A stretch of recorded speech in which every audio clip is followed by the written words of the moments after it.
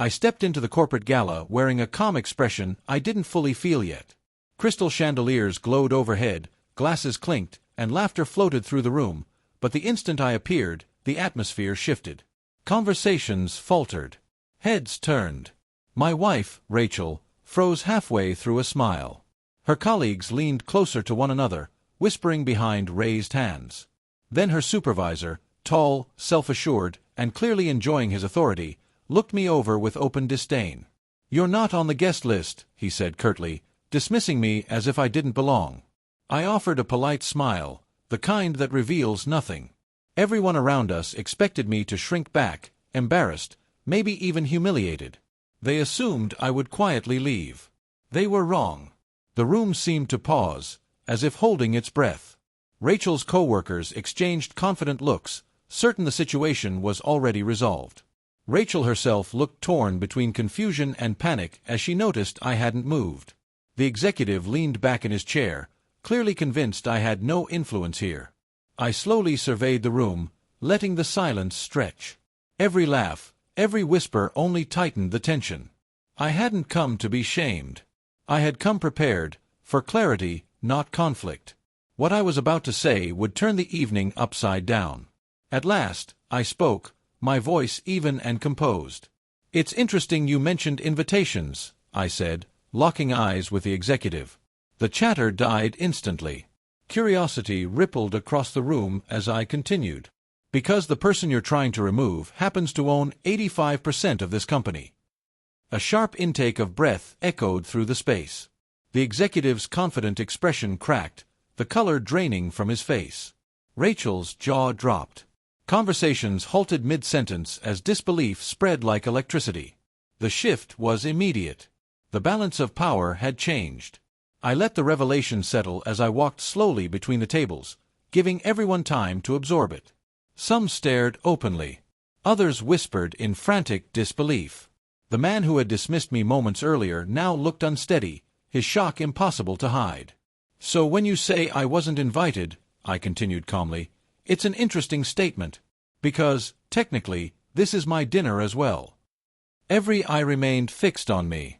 Rachel's expression collapsed into dread as she finally understood the position she had placed herself in. The executive tightened his grip on his wine glass, panic flickering behind his forced composure. I didn't know," he started to say. I raised a hand slightly, stopping him. "That's understandable. Most people don't review ownership percentages regularly. Tonight just seemed like a good time for a reminder of who controls the numbers." Whispers spread rapidly. The room buzzed with stunned realization. I stepped closer to Rachel, meeting her eyes briefly, not with anger but certainty. "And to think," I added quietly, "the person you all dismissed as irrelevant has been holding the majority stake this entire time." The shock on her face said everything. Earlier confidence vanished, replaced by fear and disbelief. The executive's rigid posture betrayed his growing anxiety. No one had anticipated this turn. Laughter gave way to uneasy awareness as everyone sensed the hierarchy collapsing. I moved slowly, deliberately, letting the moment deepen. Authority didn't need volume. My calm presence rewrote the rules instantly. Those who had whispered earlier now avoided eye contact. Rachel fidgeted, realizing the evening had spun far beyond her control. "Power," I said evenly, "isn't always loud. Sometimes it waits quietly, backed by patience." Every word landed with weight. The executive, once commanding, now looked unsure, his hands trembling slightly. Leaning forward, I lowered my voice just enough to be unmistakable.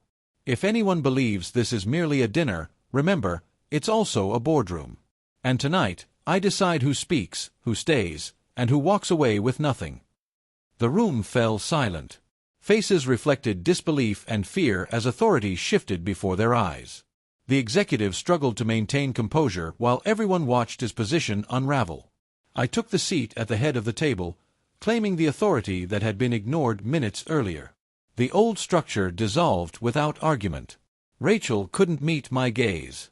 The executive now waited for my approval before speaking.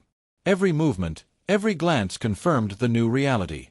I had changed everything without raising my voice, only with timing, truth, and restraint. Power had moved quietly, and everyone felt it. By the end of the night, the dinner was unforgettable. Not for small talk or networking, but for the moment control was revealed. I arrived as an uninvited presence and left in command. Rachel learned the cost of underestimating. The executive was humbled. And every employee understood that appearances can deceive. The evening closed in stunned silence and whispered awe, proving a simple truth. Sometimes the quietest person in the room carries the most devastating power.